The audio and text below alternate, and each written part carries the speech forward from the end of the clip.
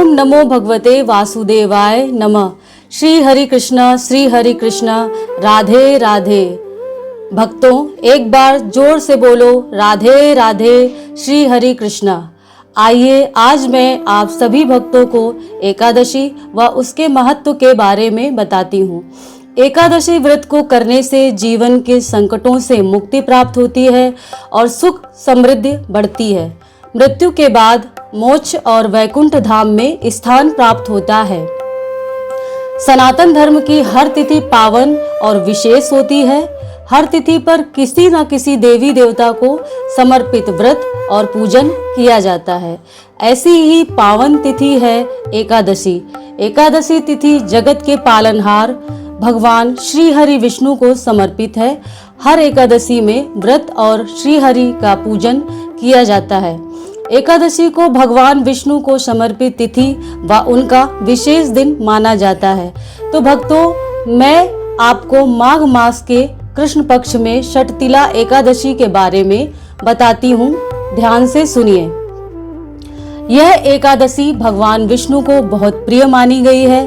कहा जाता है कि इसी दिन बैकुंठ लोक के दरवाजे भक्तों के लिए खुलते हैं। युधिष्ठिर ने भगवान कृष्ण से पूछा, हे जगन्नाथ, हे आदिदेव, हे जगतपते, माघ मास के कृष्ण पक्ष की में कौन सी एकादशी होती है? उसके लिए कैसी विधि है तथा उसका फल क्या है? कृपा करके ये बताइए। भगवान श्री कृष्ण बोले, हे नृपश्रेष्ठ, सुनो।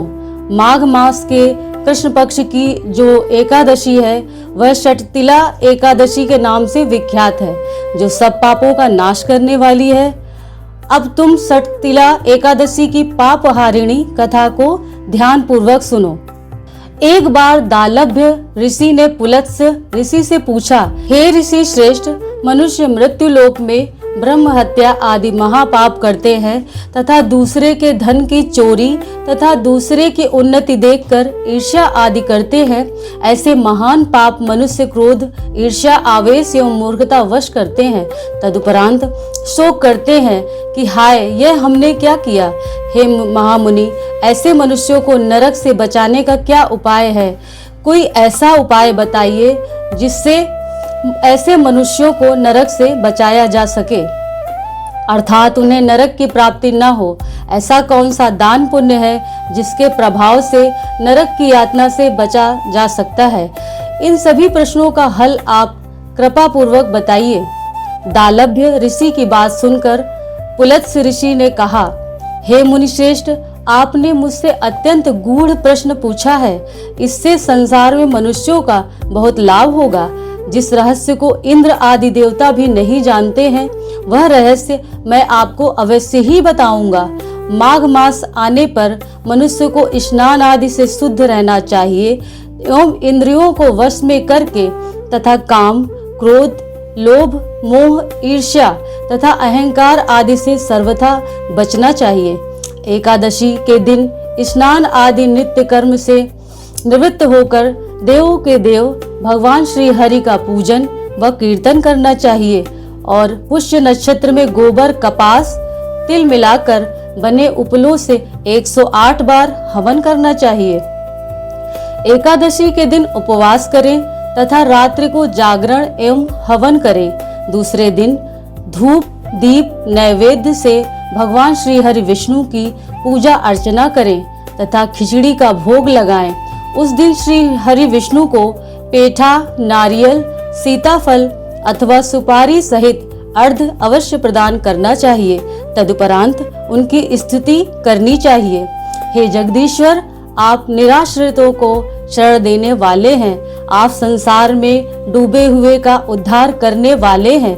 हे कमल नयन, हे मधुसूदन, हे जगन्नाथ, हे पुंडरीकाक्ष, आप लक्ष्मी जी सहित इस तुच्छ पूजन को स्वीकार कीजिए। इसके पश्चात ब्राह्मण को जल से भरा घड़ा एवं तिल दान करना चाहिए। यदि संभव हो सके तो ब्राह्मण को गऊ एवं तिल दान कर देना चाहिए। इस प्रकार मनुष्य जितने तिलों का दान करता है वह उतने ही सहस्र वर्ष स्वर्ग में वास करता है। तिलों का उपयोग 6 प्रकार से करना चाहिए। तिल स्नान, तिल की उबटन, तिलोदक, तिल का हवन, तिल का भोजन, तिल का दान, इस प्रकार 6 रूपों में तिलों का प्रयोग षटतिला एकादशी के दिन करना चाहिए। इससे अनेक प्रकार के पाप नष्ट हो जाते हैं। इतना कहकर पुलत्स्य ऋषि ने कहा, अब मैं षटतिला एकादशी की कथा सुनाता हूँ, ध्यान पूर्वक सुनो। एक बार नारद मुनि ने भगवान श्री हरि से षटतिला एकादशी का महत्व पूछा। नारद बोले, हे प्रभु, आप मेरा प्रणाम स्वीकार करें। षटतिला एकादशी के उपवास का क्या पुण्य है, उसकी क्या कथा है, कृपा करके मुझसे बताइए। नारद की प्रार्थना सुन भगवान श्री हरि ने कहा, हे नारद, मैं तुम्हें प्रत्यक्ष देखा सत्य वृत्तांत सुनाता हूँ, कृपया ध्यान पूर्वक श्रवण करो। बहुत समय पहले मृत्युलोक में एक ब्राह्मणी रहती थी। वह सदा व्रत उपवास किया करती थी। एक बार वह 1 मास तक उपवास करती रही। इससे उसका शरीर बहुत दुर्बल हो गया।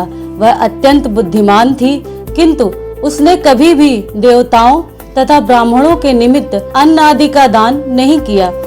मैंने चिंतन किया कि इस ब्राह्मणी ने उपवास आदि से अपना शरीर तो पवित्र कर लिया है तथा इसको वैकुंठ लोक भी प्राप्त हो जाएगा, किंतु इसने कभी अन्नदान नहीं किया है। अन्न के बिना जीव की तृप्त होना कठिन है। ऐसा चिंतन कर मैं मृत्यु लोक में गया तथा उस ब्राह्मणी से अन्न की भिक्षा मांगी। इस प्रकार उस ब्राह्मणी ने कहा, हे योगी राज, आप यहाँ किस लिए पधारे हैं? मैंने कहा, मुझे भिक्षा चाहिए। इस पर उसने मुझे एक मिट्टी का पिंड दे दिया। मैं उस पिंड को लेकर स्वर्ग लौट आया। कुछ समय व्यतीत होने पर वह ब्राह्मणी शरीर त्याग कर स्वर्ग आ गई। मिट्टी के पिंड के प्रभाव से उसे उस स्थान पर एक आम के वृक्ष सहित घर मिला, किंतु उस घर को अन्य वस्तुओं से खाली पाया। वह घबराई हुई मेरे पास आई तथा बोली, हे प्रभु, मैंने अनेक व्रत आदि से आपका पूजन किया है, किंतु इसके पश्चात भी मेरा घर वस्तुओं से रिक्त है। इसका क्या कारण है? मैंने कहा, तुम अपने घर जाओ तथा जब देव स्त्रियां तुम्हें देखने आए तब तुम उनसे षटतिला एकादशी व्रत का महात्म्य एवं उसका विधान पूछना। जब तक वह न बताए तब तक द्वार मत खोलना। प्रभु के ऐसे वचन सुनकर वह अपने घर चली गई तथा जब देव स्त्रियां आईं तब द्वार खोलने के लिए कहने लगी। तब उस ब्राह्मणी ने कहा, यदि आप मुझे देखने आई हैं तो पहले मुझे षटतिला एकादशी का महात्म्य बताएं। तब उनमें से एक देव स्त्री ने कहा, यदि तुम्हारी यही इच्छा है तो ध्यान पूर्वक श्रवण करो। मैं तुमसे एकादशी व्रत एवं उसका महात्म्य विधान सहित कहती हूँ। जब उस देव स्त्री ने षटतिला एकादशी का महात्म्य सुना तब उस ब्राह्मणी ने द्वार खोल दिए। देव स्त्रियों ने ब्राह्मणी को सभी स्त्रियों से भिन्न पाया। उस ब्राह्मणी ने भी देव स्त्रियों के कहे अनुसार षटतिला एकादशी का उपवास किया तथा उसके प्रभाव से उसका घर धन धान्य से भर गया। अतः हे मुनि, मनुष्यों को अज्ञान को त्याग कर षटतिला एकादशी का उपवास करना चाहिए। इस एकादशी व्रत के करने वालों को जन्म जन्म की निरोगता प्राप्त हो जाती है। इस उपवास से मनुष्य के सभी पाप नष्ट हो जाते हैं। भक्तों, इस संपूर्ण कथा का सार यही है कि इस उपवास को करने से जहाँ हमें शारीरिक पवित्रता एवं निरोगता प्राप्त होती है, वहीं अन्न तिल आदि दान करने से धन धान्य में वृद्धि होती है। इससे यह भी सिद्ध होता है कि मनुष्य जो और जैसा दान करता है, शरीर त्यागने के पश्चात उसे वैसा ही फल मिलता है। अतः धार्मिक कृत्यों के साथ साथ हमें दान आदि अवश्य करना चाहिए। शास्त्रों में भी वर्णित है कि बिना दान किए कोई भी धार्मिक कार्य संपन्न नहीं होता है। भक्तों, इस षटतिला एकादशी के दिन हर समय ओम नमो भगवते वासुदेवाय महामंत्र का जाप करते रहना चाहिए और सुदर्शन चक्रधारी भगवान श्री हरि विष्णु का स्मरण लगातार करते रहना चाहिए। भक्तों, मैं हूँ अंजू सिंह और यह सटतिला एकादशी व्रत कथा आपको कैसी लगी मुझे कमेंट करके जरूर बताएं। मैं अगले एपिसोड में आपके सुझावों के साथ फिर मिलूंगी। जय हरि कृष्णा, जय श्री राधे राधे, राधे राधे।